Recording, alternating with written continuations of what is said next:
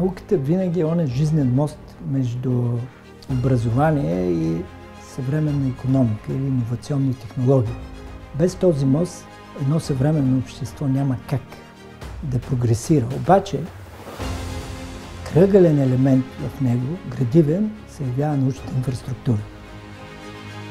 Тя всъщност включва в себе си човешкия фактор, грамотни хора, които управляват система от методи и апаратура, която може да извършва анализи на света около нас или да го променя с цел натрупване на нови знания или създаване на нови технологии. Точно в този аспект е и идеята за нашата научна инфраструктура ХЕФЕС, което е екстремална светлина в близката инфрачервена област и рентгеновата област като лабораторна инфраструктура. Лазерите на свободни електрони са огромни съоръжения, които са 4-5 етажни сгради, за да създадат тази екстремална светлина. Съвременните технологии обаче ни дават възможността да пробваме или да поемем предизвикателството да създадем лабораторна инфраструктура, която може да постигне или да емулира, както се казва, подобни параметри.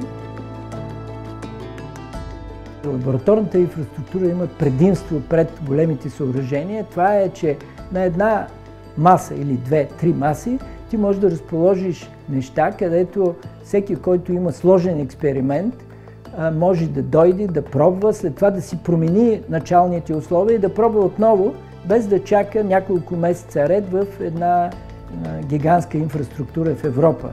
И това е уникално предимство, както за индустрията, така и за учените, които могат да се използват, да тестват нови технологии на равнище още идея, което ще даде възможност на иновативната индустрия бързо да отскочи напред.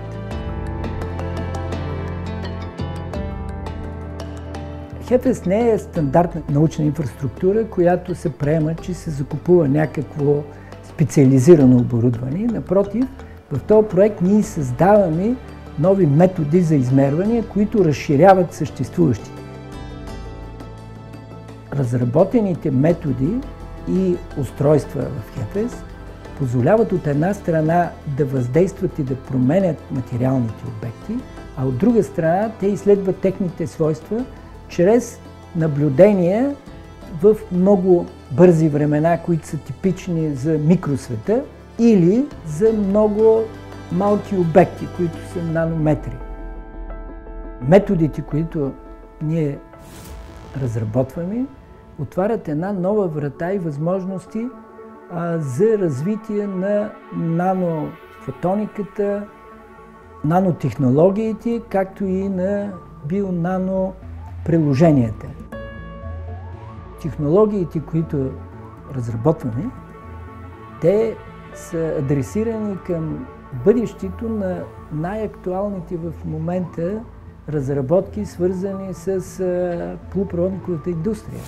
Ние ще имаме възможност да анализираме или да подобрим резолюцията или съответно тази технология, която се нарича създаване на пределни по размер чипове, както и да анализираме изхода от тази технология, т.е. колко са надежни, което е изключително важно за такива скъпи процеси, каквито са да преминеш към няколко нанометрова технология в областта на полупроводниковата индустрия.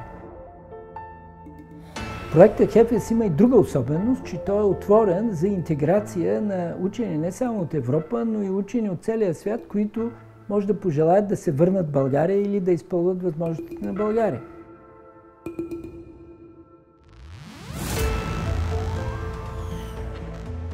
ХЕФЕС по самата си същност е управление на светлината, а всъщност управлението на светлината се извършва от лазер. И затова се разработват и лазерни източници и методи, които са в основата на интердисциплинарни изследвания.